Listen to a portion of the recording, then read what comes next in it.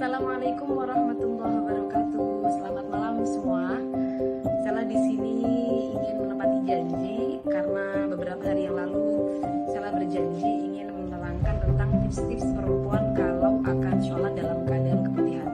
Tapi sebelum masuk ke situ, saya ingin menerangkan sedikit tentang keputihan terlebih dahulu. Bagaimana teman-teman supaya tahu bagaimana hukum tentang keputihan yang sudah sering kita bahas, yang sudah sering panjenengan ketahui pasti tentang hukum madi dan wadi. Kalau madi dan wadi tentunya dua-duanya hukumnya najis. Kalau madi cairan putih bening lengket yang keluar karena terangsang atau karena ada syahwat, itu hukumnya juga najis. Kalau wadi keluarnya setelah kencing atau setelah mengangkat beban-beban berat, ciri-cirinya itu putih, keruh, dan kental, ini juga hukumnya najis.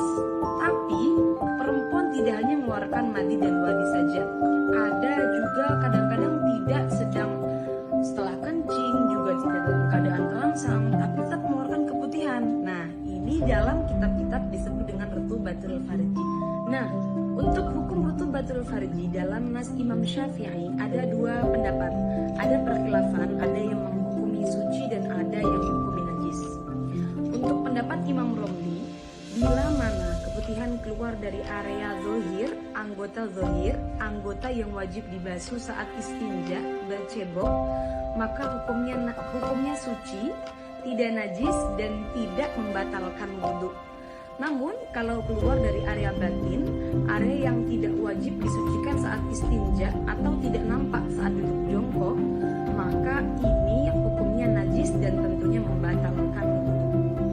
Lalu bagaimana perempuan kalau setiap hari mengalami keputihan, menyikapi tentang perkhilafan ini? Alangkah baiknya menurut kami adalah mengambil langkah ihtiyat atau berhati-hati dengan beberapa pertimbangan.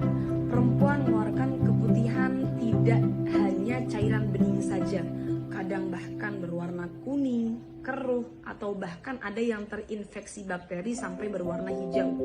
Maka alangkah baiknya untuk mengambil hukum najis dalam menghukumi keputihan. Kemudian yang kedua, perempuan tidak tahu dari mana area keluar keputihan yang ia alami. Maka alangkah baiknya juga mengambil hukum ihtiyat, sehingga karena kalau mengambil hukum ihtiyat maka berarti hukumnya najis. Ketika akan sholat harus disucikan dulu, harus dibersihkan dulu, harus istinja secara sempurna baru melaksanakan sholat. Tidak sah sholatnya perempuan yang membawa keputihan yang hukumnya najis.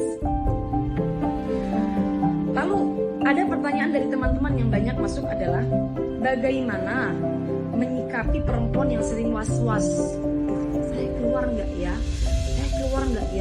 Kayak keluar keputihan. Kadang pas dicek nggak ada seperti itu. Jadi hanya was-was saja. Atau kadang ada, kadang nggak ada. Nah, was-was ini penyakit teman-teman. Maka harus dilawan. Menurut saya pendapat yang paling tepat, kita bisa ikut pendapatnya Shahibul Ibanah, pengarang daripada kitab Al-Ibanah, mengatakan bahwa perempuan kalau mengeluarkan cairan berwarna bening, lalu dia ragu-ragu apakah ini najis ataukah suci, maka hukumnya adalah suci dan tidak membatalkan wudhu.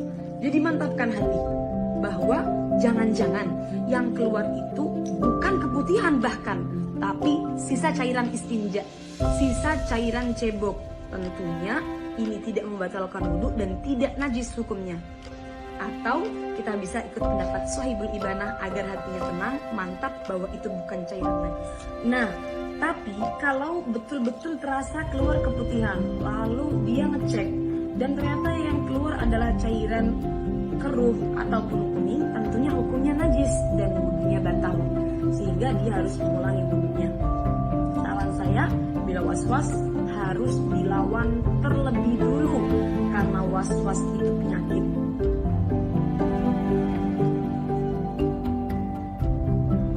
Tips cara sholat dalam perjalanan bagi perempuan yang keputihan. Sambungan video sebelumnya karena saya nggak ingin videonya terlalu panjang supaya teman-teman tidak boring ketika mendengarkan. Kalau saya pribadi, biasanya Sela itu kalau akan bepergian, maka biasanya Sela pakai softtek. Jadi walaupun tidak dalam keadaan haid, Sela pakai softtek karena untuk jaga-jaga nanti di perjalanan mengalami keputihan, kemudian akan sholat. Sehingga ketika di perjalanan akan melaksanakan sholat, Sela biasanya softtek yang sudah ada keputihannya yang najis, Sela buang, kemudian Sela istinja dengan benar, dengan sempurna. Setelah itu ganti softtek baru kemudian melaksanakan sholat. Kalau teman-teman pakai celana, maka tentunya harus pakai softtek supaya mempermudah ya, kan kita kalau pakai celana sulit copot-copot celana, apalagi kalau celananya jeans bukan celana dalaman aja nih.